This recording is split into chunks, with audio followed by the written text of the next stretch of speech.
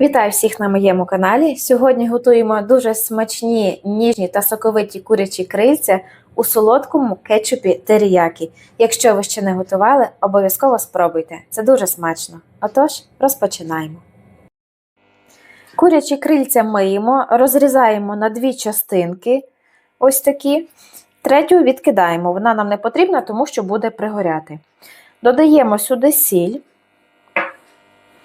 паприку, можна солодку, можна копчену, сухий гранульований часник, соєвий соус та соняшникову олію без запаху.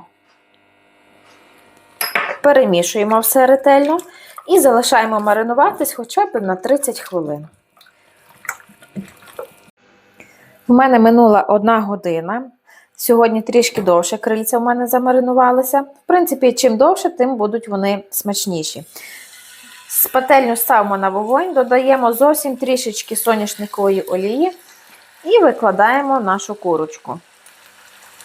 Обсмажимо з обох сторін на великому вогні до золотистого кольору.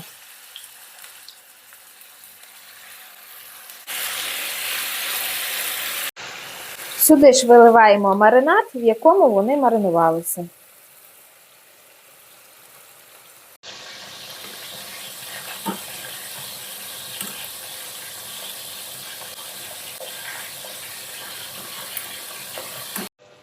Коли крильця підрум'янились, позакривались всі соки, додаємо ось такий солодкий кетчуп теріякі.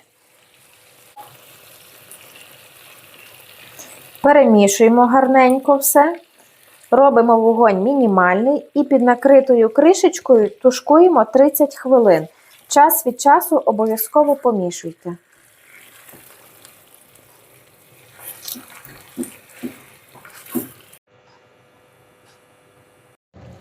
Минуло 30 хвилин, як бачимо, крильця вже готові, м'яско навіть повідділялося від кісточки, забираємо їх на мисочку. Зверху обов'язково посипаю смаженим кунжутом. На моєму каналі є безліч смачних рецептів приготування курячих крил. Звісно, це не мій фаворит, але вони теж дуже смачні. Найбільше я полюбляю у пиві та в Кока-Колі. Рецепт лишу в описі під відео. Обов'язково приготуйте, обирайте для себе найкращі. Дякую всім за перегляд і до нових зустрічей на моєму каналі.